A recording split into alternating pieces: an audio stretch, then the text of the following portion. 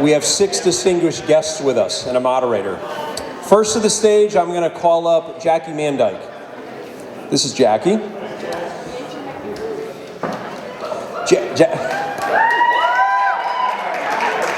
Wait a minute, I didn't say anything about her yet. Jackie currently serves as the executive director for the iQuilt Partnership here in Hartford. Prior to that, she served for 4 years as the deputy commissioner of the Department of Consumer Protection for the state of Connecticut. Jackie moved to Connecticut in 1996, and she began a position at Trinity College in the Department of Community and Institutional Relations. She was instrumental in the design and the implementation of the Learning Corridor Education Campus. Jackie lives in West Hartford with her husband John and 2 daughters, Madison and Mackenzie. Thank you, Jackie. Can I have Jeff to the stage? This is Jeff Auker, everyone. Give him a hand.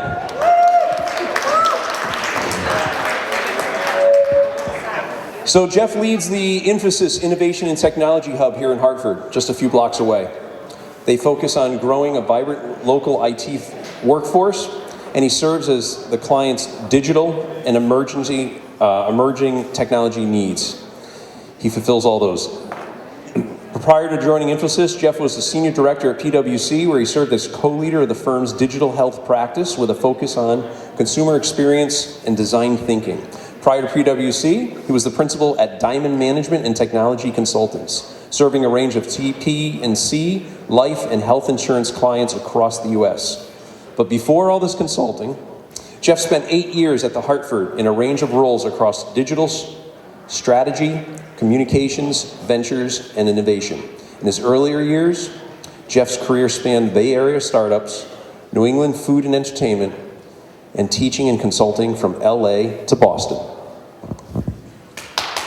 Hang it, yeah. See, the clapping comes after. That's how we save time. So, I think some of you know this young lady, Devra Sisitsky. Come on up to the stage, Devra.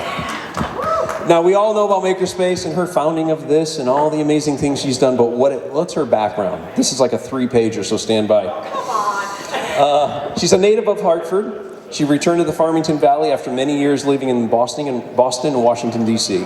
She spent over 20 years owning a consultancy, assisting hospitals in creating a suburban presence with the turnkey development of walk-in centers, mammography, and surgery centers before she transitioned to manage health and design Hartford's first PPO for St. Francis Hospital, Health Choice. She's developed 32 startup facilities while a national speaker for the National Association of Ambulatory Care. Devra established a niche newspaper called The Homesteader with a family-oriented audience. She's known as a serial entrepreneur. That's what we all call her. She views each startup as a puzzle that she crafts into place. I think we all have to agree, right? She's impassioned about changing society from one of conspicuous consumption to a culture of innovation and making. Her goal is to positively impact the local economy and workforce by engaging students, innovators, entrepreneurs, and Connecticut residents in relevant technology, illuminating new pathways to financial stability. Devra Sisitsky. Marty Guay. Marty Guay is the VP of Business Development for Stanley Black & Decker and is responsible for the Teachers Accelerator based at 1 Constitution Plaza. That way. 2 blocks that way, Stanley Black & Decker has been a wonderful neighbor of ours, supporting us with our tools in our shops downstairs. And Martin has been a figurehead and spearheading that campaign. Thank you. He's also working on key initiatives important to Stanley Black & Decker, the city of Hartford, and the state of Connecticut. These include workforce development, of course, and the development of the additive advanced manufacturing ecosystem here in Hartford. Thank you, Martin.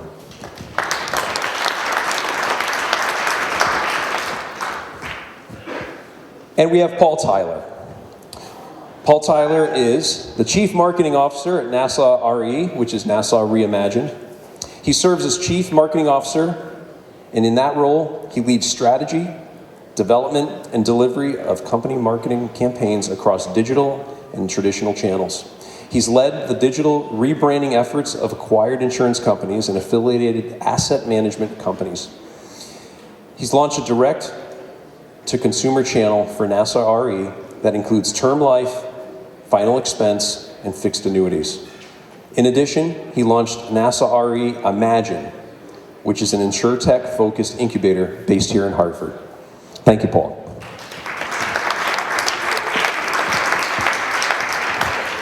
And our moderator for this evening's panel is Jamie Brätt. Jamie?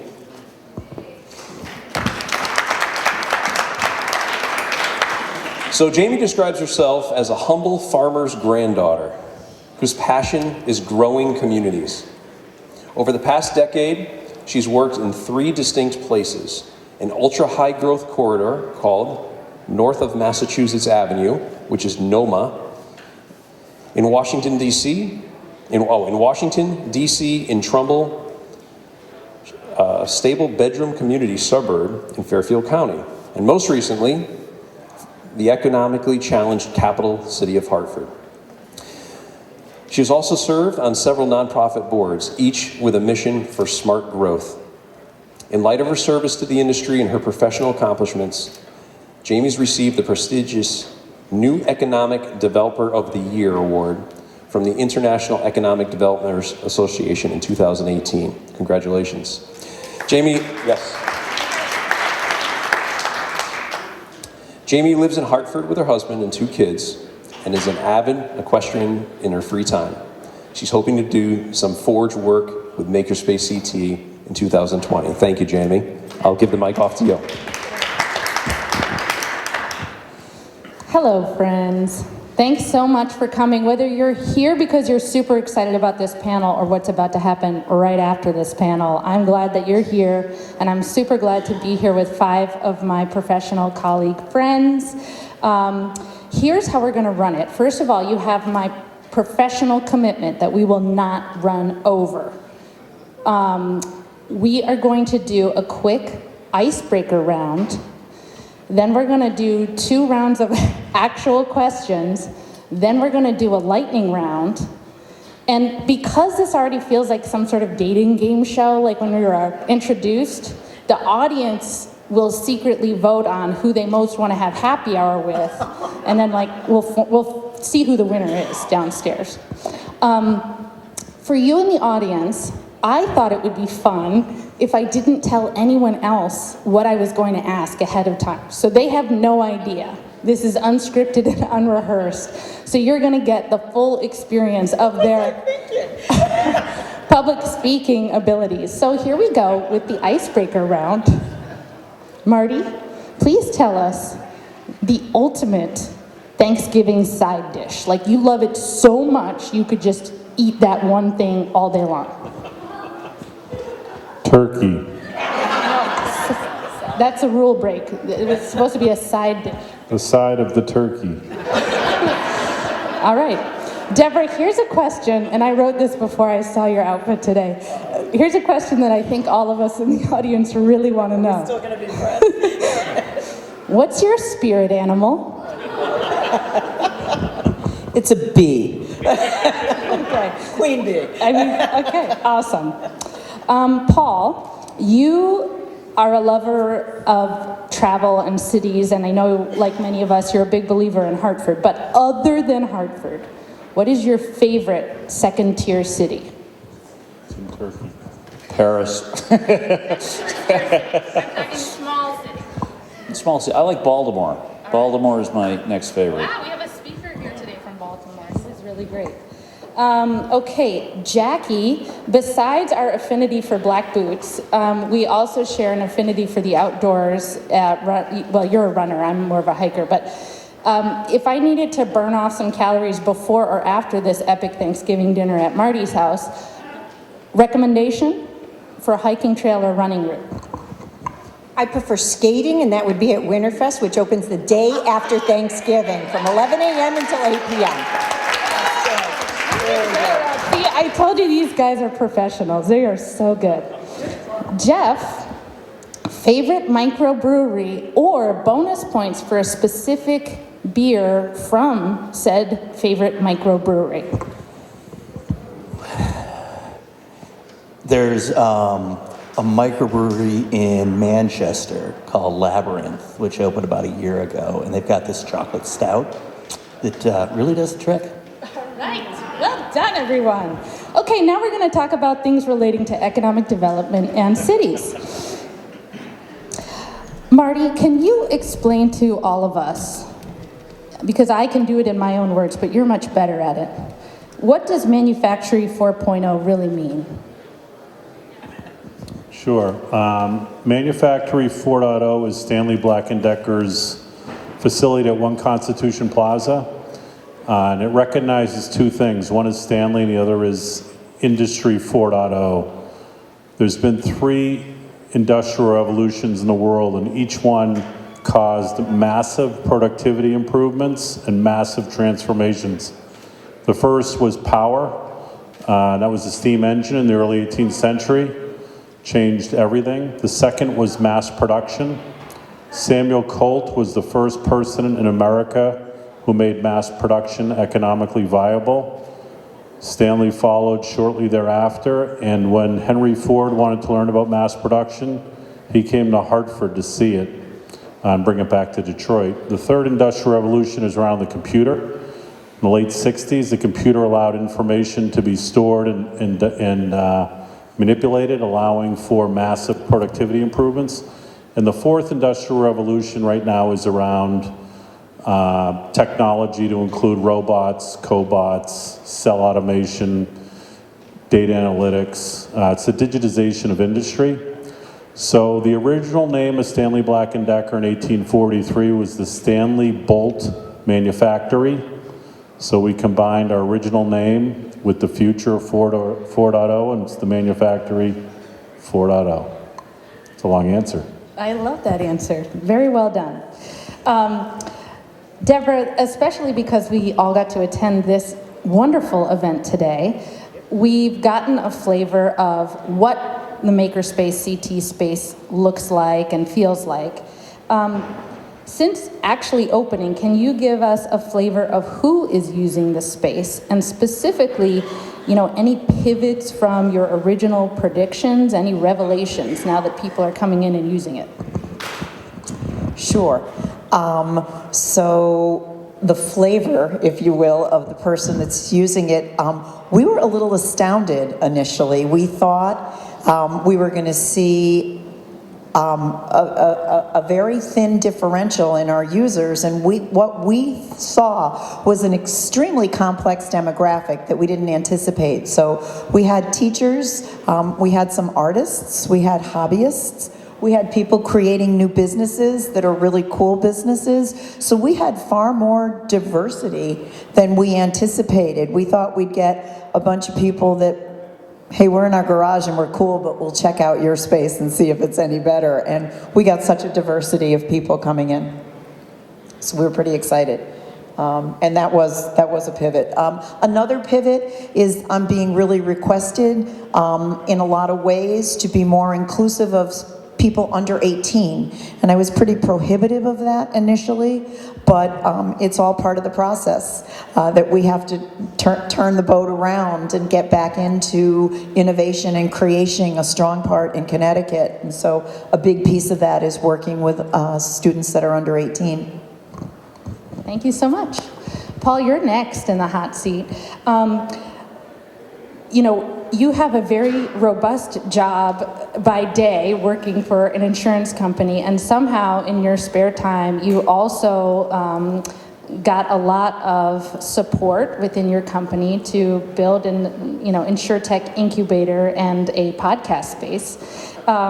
So can you tell us a little bit more about how you convinced your leadership to make this sort of outside-the-box investment? Insurance companies are known for being a little bit risk-averse. So tell us a little bit more about that. And also, we know that your space and your vision has made a big impact on the small startups that have come there. But has there been reverse impact as well in terms of your corporate culture to have this kind of new vibe and small companies embedded within the space? Yeah, thank you. Yeah, I would say it's been a journey. It's in terms of, I think anytime you start to bring innovation inside a company, you need a lot of champions and you need a lot of supporters. And I think I'm fortunate enough to be at the right place at the right time. We have some young leadership in the company that are actually willing to take smart risks, calculated risks. And we also have some employees who were part of the original, Phoenix Life organization that we acquired, but also we attracted some really good people from companies here in Hartford as well as Boston, New York, who wanted to come here and really do something different. So I would say it's been, Jamie, kind of in the DNA of the company to do something different. Now, to get us to actually open up space and do this, I think it was partially out of necessity because we've got a beautiful building and we actually have a lot of space. What do you do with it? So there's opportunity to do something very unique with the space we had, and a real hunger as a small company to try to figure out some creative way to carve a market niche. So bringing those people in, I think, made a lot of sense. 3 years into launching this company in 2016. Real interesting question you ask about what's the reverse impact, because we have, I guess, 15 startups, and now the number's going up in our building, so probably 30 or 40 people involved in startups in the building, where we only have 300 people. So just by sheer number, I'm seeing an awful lot of very interesting engagement happen spontaneously. We have, I think, by the end of this year, if a couple of opportunities go the right way with people, we'll have 5 POCs running in our company, which I would have said, if you'd asked me 6 months ago, I said we would have been lucky to have 1. Was it because of me? No, it's because we have a really good team and some people who are here who really want to do something different. And I think to Devra's point, it's like you just kind of open a box, and it's surprising sort of who comes over and starts to get in it. Great. One of the things that I've really enjoyed hearing about during today's sessions is how often it's one person or one family or one idea and the commitment from those people to that idea that can truly make an impact. Oftentimes, especially in larger communities, the problems can feel overwhelming. The process can feel overwhelming. So I continually get revived by those sorts of stories. Jackie, especially as iQuilt is completing a major milestone, is it 25 years this year? iQuilt? No, only 10. Oh, 10. Sorry, I'm too much. But still major milestone. I was hoping you could share at least 1 or 2 of your favorite stories from the iQuilt initiatives over the years, whether they are events or, signage or other things of the grants that you've won that really have made an impact on downtown and beyond. You only want 1 or 2, huh, Jamie? We're going way fast. You can take up some extra. The iQuilt partnership was started over at the Bushnell. And so it was started by one of our nonprofits, one of our largest nonprofits in the city. And they really had a vision and an idea. And I think if you really start to look at some of the big and small things that we've been able to accomplish, I think just the idea that iQuilt was started at another nonprofit and they looked outside of their core mission of providing exceptional theater and performances, and they said, hey, we need to be a part of the community. And I think that's one of the biggest takeaways from our tenure is that great big ideas can start in a lot of different places. And whoever thought that an urban design concept would start in the Bushnell Theater. But they did, and they had very strong people who were leading it and leading the charge. So hats off to the Bushnell, and I think that's a huge takeaway as we look at innovation and where Hartford's going into the future. you never know where that idea is coming from. And I think to be able to really focus and look at how we can get things done is very important. I think one of the other things that is probably the second one is just the interaction between people. So if you look at some of, we're not, we do urban design, but then we've also run 2 major events in the city of Hartford, both Winterfest, which I mentioned beforehand, and Envision Fest. And I think one of the biggest things that we're so proud and so pleased with is being able to pull together a lot of different organizations, companies for a common good. And I think that's probably one of our biggest things in our success stories is whether or not it be a festival, whether it be urban design, whether it be a very small project about adding a canopy to somebody's business. Bringing people together to have them work together is probably one of the most significant things that we've been able to do, and I think the highlight of what we've been able to do over the last decade. Thanks so much. Jeff, my colleague, it's been about a year since we joined, and we're at the time working in temporary space, and then the Infosys Innovation Hub formally, cut the ribbon. So can you, and Infosys has been in the paper a lot, so I'm kind of skipping the part about the overall program. But I thought our audience would really like to hear from the boots on the ground leader of the hub. Again, what trends are you seeing about who is being attracted to work out of the Infosys Hub in terms of where they're coming from, the demographic, and how does that align to maybe the predictions that you had a year ago? Yeah, so the short piece there that's important is we've committed to bringing 1,000 jobs here to Connecticut, good paying IT jobs. And I will admit we made the commitment without kind of a clear view of what that workforce would look like. We knew we'd have to do a lot to develop a workforce here in Connecticut, work with the state, work with the city, work with the schools to help do that. So we kind of stared at it and said, we'll figure this out as we go. What's been interesting is, so March 2018 is when we announced that we were bringing this hub here. Since then, we've hired over 500 people here in Connecticut. The interesting thing, two interesting trends, over 60% of those people have come from out of state. And while a lot of those have been college campus hires, which is working to a trend of a lot of college students who may have at one point wanted to go to San Francisco or Boston or New York and try and make their way there. With the student debt load, they can't do it anymore.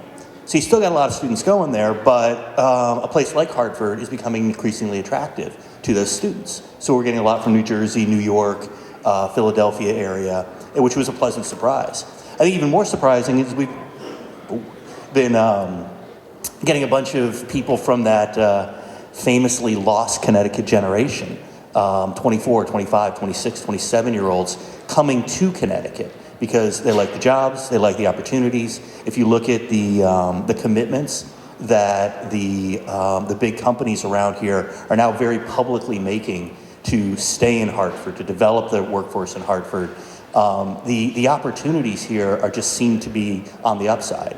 And there's still a long way to go, but for the first time, I've been out in this area for about 18 years, it feels like we've got the right team, across the corporates, across the nonprofits, the government folks supporting it. So I think the biggest trait in the people that we're bringing in is there's an energy.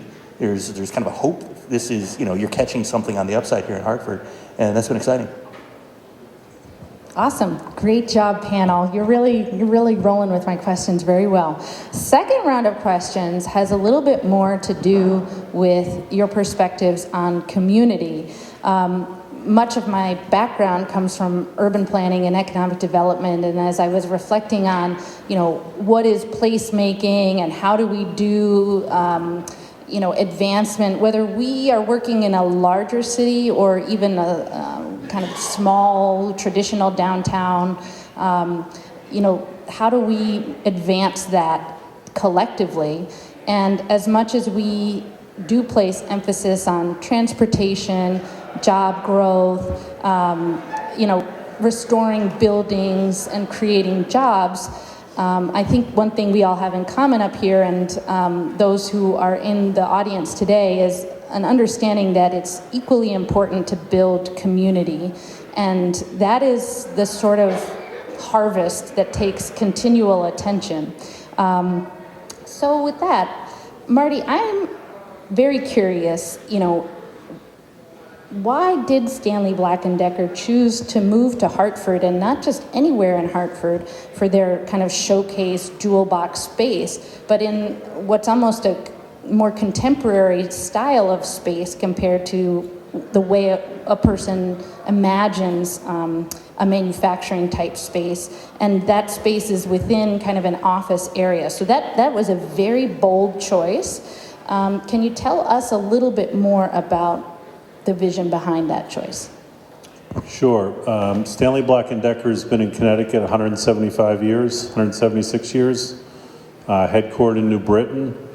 While others were leaving, we decided to do the opposite. We doubled down and we're committed to staying here and leaning in to improve it. We truly understand that cities are the global battlegrounds for ideas, talent, and money. And Hartford to compete, and Connecticut to compete, needs Hartford to be vibrant. So we put our investment and our money right in the middle of downtown Hartford. And we do believe that the urban core needs to be vitalized and revitalized. And for us, our innovation center we could put it anywhere in the world. We have 2% of our employee base in Connecticut. So we have about 1,400 people out of 62,000 people in Connecticut. We have 3 factories out of 115, so 2% of our factories are in Connecticut. But we're committed to the city and the area. We're very bullish on Mayor Bronin and what he's been able to do with his team and Governor Lamont. So we're doubling down, and we also acknowledge the fact that to make Hartford successful, the entire community needs to benefit. So we actively work with all parts of the city, whether it's people in the North End or in Albany Ave or the South End. We've been engaged all over this city. But we, for sure, are taking a leadership position in the city, not the leadership position, because it takes all of us to make this go. And it will go. We don't work on things that don't happen. So this will happen. Awesome, thank you.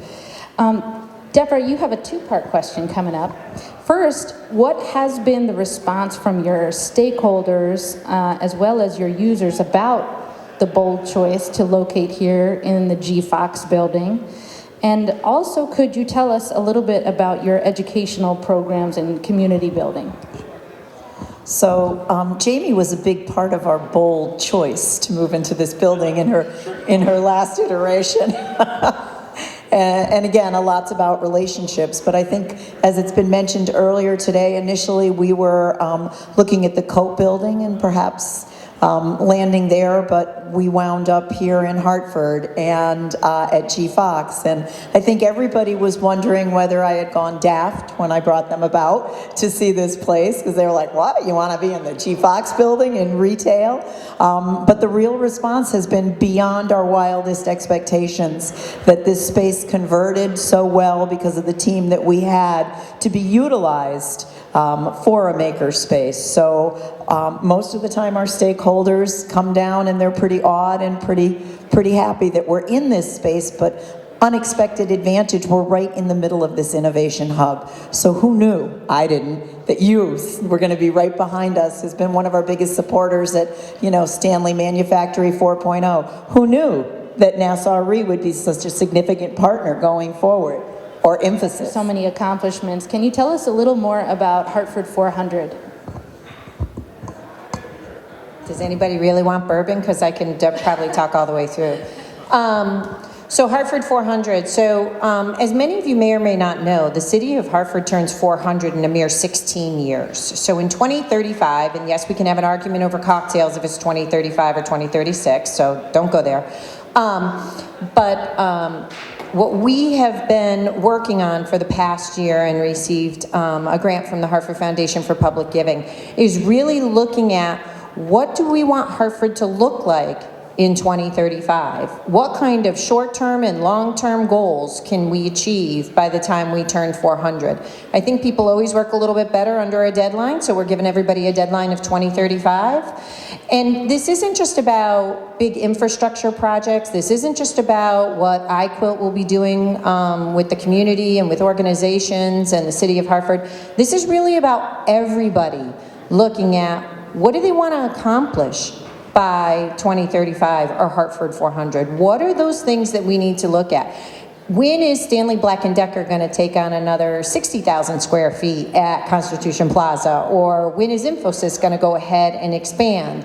You know, we want to look at, you know, what do people want to accomplish? In the health insurance industry, do we want to eradicate diabetes? I mean, where do we want to go? What are our goals? And let's start to think big.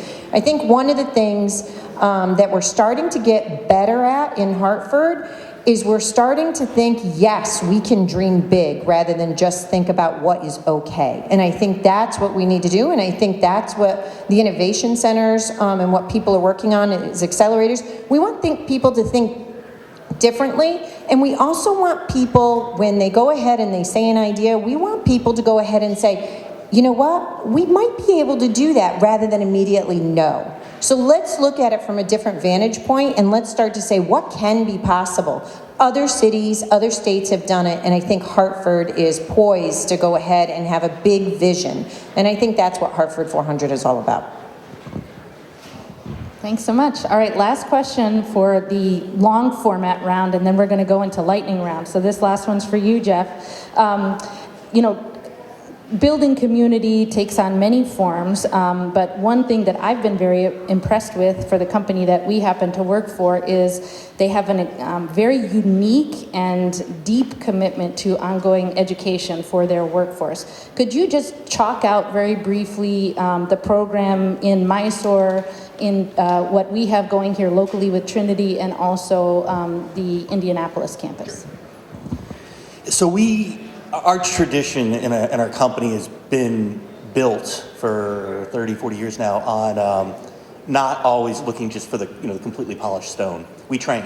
We're committed to training people right out of college, upskilling people that maybe have been disrupted with all the different changes in technology over the years, and also committed to lifelong learning. And this is something pretty much everybody in our company and the leadership talks about.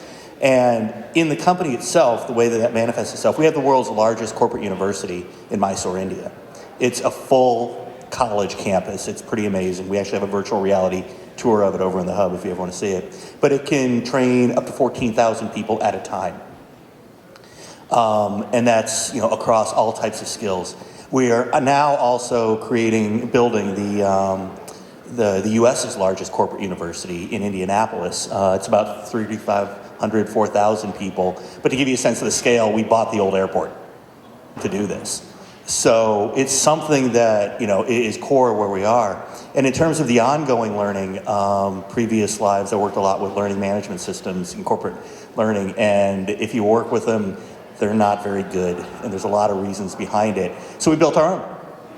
And completely open source. It's the most powerful learning management system I've seen. It's all gamified. You can actually introduce yourself to the author of the course. You can see who's done the best on these courses. And it ranges from everything, to snackable introduction to blockchain to, full certifications and, full stack, development. So it's one of the things I think that's attracting people to us, because the code bases and the tools that you're using right now in technology, whatever it's going to be different within a year. Even like super popular front end tools like Angular 7 is nothing like Angular 6, right? And so it's not the code, it's sort of the learnability, that willingness to really dive into what's next, to tinker, to make. We have all this different technology over the place, and we encourage our people to play with it. So people created their own virtual reality games kind of on the side just to understand how this stuff works. So yeah, it's really who we are, and I think what attracts us. And to throw one little plug, since we got a visitor up from the southern part of the state, that commitment to learning actually extends into the community. So, as we mentioned, we have to build, new pools of resources. We have, for the first time, we're hiring associate degree holders, and we're working on programs to sponsor them to finish up their 4-year degrees while they work with us. We have a partnership, as you mentioned, with Trinity College, where we jointly created bridge programs to bridge liberal arts majors into digital roles. We're on our 6th class this year, so it's over 200 people. And every campus hire in the U.S. with a liberal arts degree gets trained here in the city for 3 months. So they're staying in the hotels, they're eating in the restaurants, they're putting on their blue Infosys t-shirts and going to March Madness, which is pretty cool. And that's an exciting program. And then to extend that even further, I was introduced to Kate Maloney. She's the executive director of our U.S. Foundation, which focuses on K through 12 STEM and, as of this year, Makerspaces. So we're sponsored a little late today, but we've committed to some grants, like for the Boys and Girls Club around here, to create makerspaces in their clubs. Girls for Technology, a wonderful organization out of the North End. Sabrina Tucker, get to know her. We're working with them, and we're working with Dr. Torres Rodriguez on some of the ideas about creating a new IT career path. Whether it be, in the newly kind of reformed Hartford Public High School, or maybe something to attract kids from the suburbs to Classical Magnet. So we're in the middle of all this stuff, and education just is really who we are, and it's one of the things I'm most proud of. Awesome, thank you. And now for the highly anticipated lightning round. We're going with a growth mindset type question. And we're gonna take the responses in counterclockwise fashion like this so that we can end with our hostess, Devra. So here you go. Imagine it's 6 years from now and your initiative has achieved all that you set out to do in your current strategic plan, whether that's in writing or just up in your brain somewhere. In 3 sentences or fewer, tell me, what would a visitor see or experience as evidence of you and your team's collective success? So let me restate that in plain speech. If all your dreams came true 6 years from now, what would we notice that's different? You have 3 sentences. I'd be in the back court of the Boston Celtics. What we're trying to do is we're trying to make Hartford to be known as one of the world's great advanced manufacturing epicenters. And to do that, we are going to recruit corporations from inside of Connecticut to locate innovation in Hartford, corporations around the world to set up hubs in Hartford. We're going to locate startups around the world in Hartford, and we're going to build a risk capital community here. Yeah, I think working with a lot of the people and groups that are kind of in our same space, I think that all these open, empty spaces we have in the offices are filled with companies actively focused on insurance-related businesses, and I would like to think that 1 or 2 would have really exploded.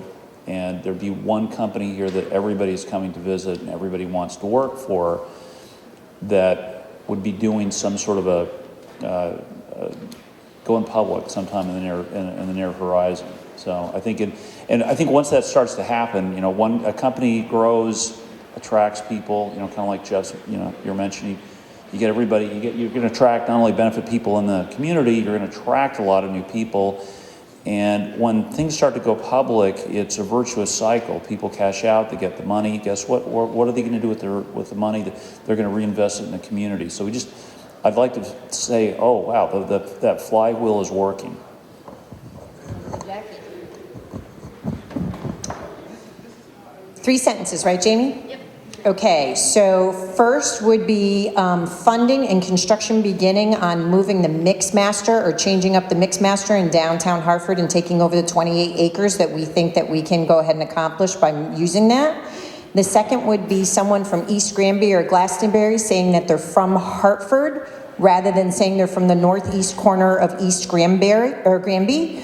And the third would be that the 210 properties that are now on the blighted list in the city of Hartford are filled by people who are working at some of these corporations. Infosys has taken over every floor of the Goodwin Tower. Across the street from the Infosys Center, the renewed home of the Hartford Whalers. 3 sentences.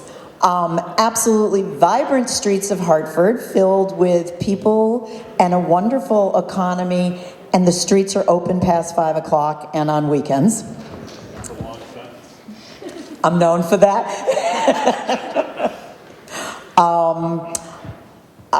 Number 2 would be an incredibly busy maker community with venture capital and people that understand that making is part of economic development, and it's important to support it at any size. It's the lifeblood of our community. And number 3, the beach in the south of France will have me on it.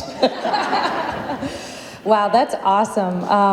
And I'm really inspired that all of these ambitious goals are within reach, because when asked today what makes Hartford a great place for innovation, entrepreneurs, and makers, our friends at Hartford Launch found from today's audience, it included things like community, collaboration, talent, local support, innovative spirit, transportation, and beer. So I think we're on the right track. I'm pretty sure we're early on time. I don't wear a watch. Cool. Okay, so I'm going to open it up to an optional Q&A for any, yep. Do you want to yell or do you want the mic? I can hop down. Get the mic and just drop it after the question. I've been known to do that.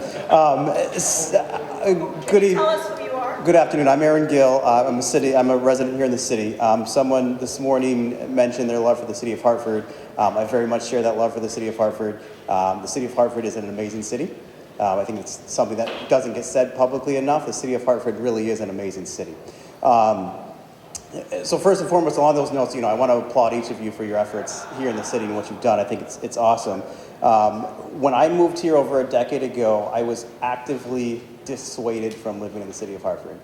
So when I think about Makerspace, for me, it's been making the space of the city of Hartford more livable for more people. So first and foremost, I just want to say I hope as your companies grow, as you bring more workers into the city, that your HR professionals not only don't dissuade people from living here, but actively encourage people to live in the city of Hartford. My experience was not alone. I've had that shared experience from many people. So first and foremost, talk to your HR professionals, please. And secondly, as we talk about Hartford 400, what is it for you, for those of you that don't live in the city of Hartford, what change could come that would get you to move into the city of Hartford, the decision makers of these great companies? Okay, so the question is, what would it take to make you or a person who lives in this suburb want to move to Hartford? That really cool condo that was up for sale at the Linden, go back on sale so I can buy that. Yeah, that space between the financial district and then Front Street along the park, that's just such a jewel to get revitalized, and that would unite the city, give you a nice walkable, access to all sorts of stuff around here. If we could do something there, I'm in. For me, I try and get into the woods every day for hiking, so it would be more places that I felt that I could walk in the woods, but additionally, when looking at Hartford 400, the theater district, that would be incredible. I think it's a fair question.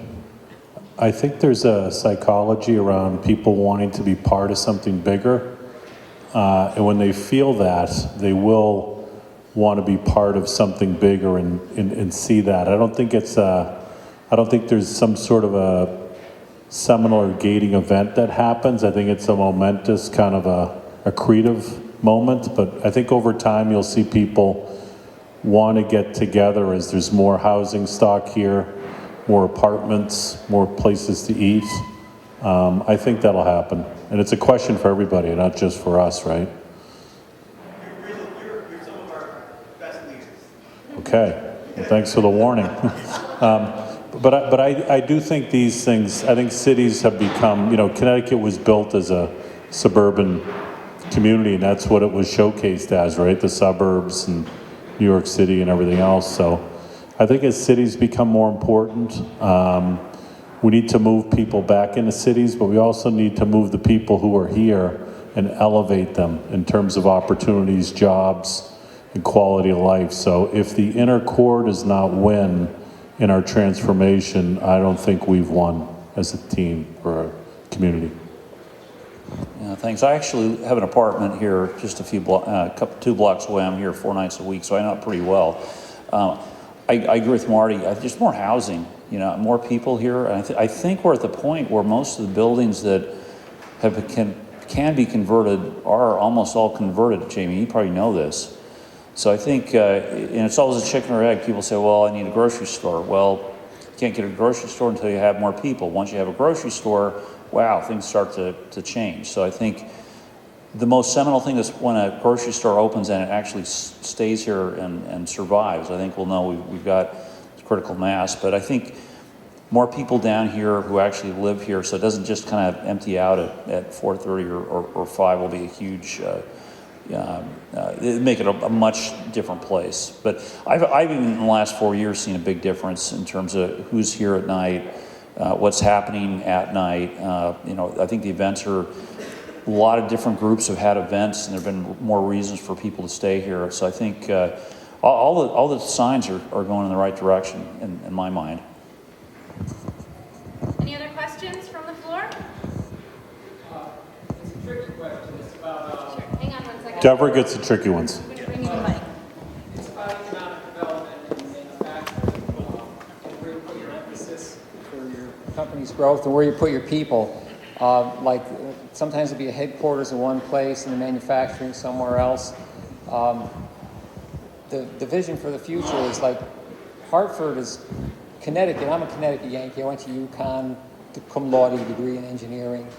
So I know what I'm talking about. I've seen companies in Connecticut. My father was a machinist in Bridgeport. He was the chief of the floor. He could set up any machine in the Bullard Company. That was a family business, 5 generations run by Bullards. That sort of thing in Connecticut. We've seen it a long time. It's in Connecticut. You can't beat it out of Connecticut. As hard as you try, you'll never beat manufacturing out of Connecticut. We've got it. We're going to lose it if we don't keep it. So you really need to start cutting metal here, and all sorts of metal, not just the designing of the high-tech aerospace parts and the expensive stuff, just general manufacturing, any kind, in Connecticut. People talk about it. How about the green technologies? Has anybody got any goals for like Internet of Things? That's heavily software-based. You got to standardize it. We standardized nuts and bolts in Connecticut. We standardized boilers, pipe thicknesses. The crane company down in Bridgeport, they invented all the crane manual for pipe flow and fluid hydraulics laboratory was in Bridgeport in the 20s, and there isn't any pipe calculation using Bernoulli's equations that isn't based on something that was developed here in Connecticut. Standardization of the Internet of Things as a software project to make a standard that's the world global standard for satellite communication, something like that coming out of Connecticut. And also green technology, appliances designed and developed here in Connecticut and built here in Connecticut for the new homes that don't need more than 20 amps of electrical service. 20 amps of electrical service in a home would be a goal. 30 amps. They're putting 200 amp electrical service into homes these days. We built power plants here, combustion engineering nuclear power plants. They're building all our appliances at LG. They're using nuclear power from American Connecticut designed plants in Korea. Now that's why they're building things in Korea. The new energy revolution, can't it be based here? Thank you. Anyone got ideas about that?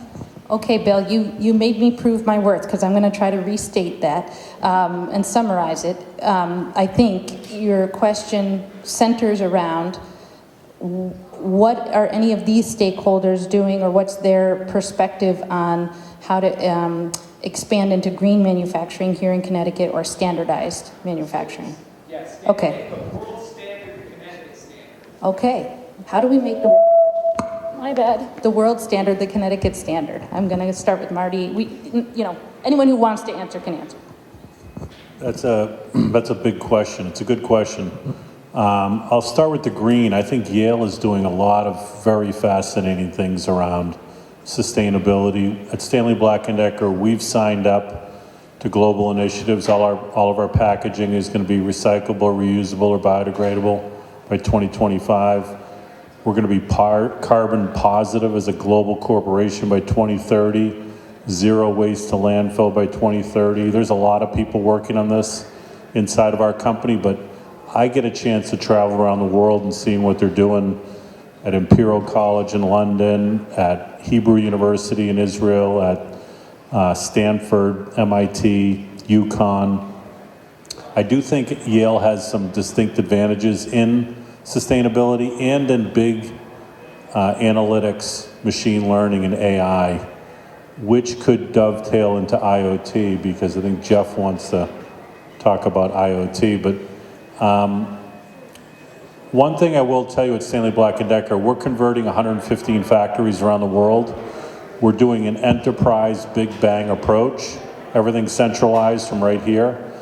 And we're sharing our codes. We're sharing our open source to anybody who wants it, because we believe that we need a standard for 4.0. So we're trying to create that standard, and we go to the World Economic Forum in Davos in January, and we talk about this, and we share it with all the top global industrials. So I think your life force of passion around this resonates through a lot of hands that are working on this in Connecticut right now. Yes, the IoT side, so for those that, when you put sensors on something like a turbine, that thing is going to spin off petabytes of data in a very short period of time. And what's an interesting set of discussions that have been going on around that is obviously the manufacturers, the folks that own these things, want to be able to capture that data, process that data, and then do something with that data, right? So the standards are incredibly important. There are none right now. And part of that's an issue with clouds not clouding together and all that. Infosys has been all about open source, has been all about standards just from, get-go. So that's something that we're interested in.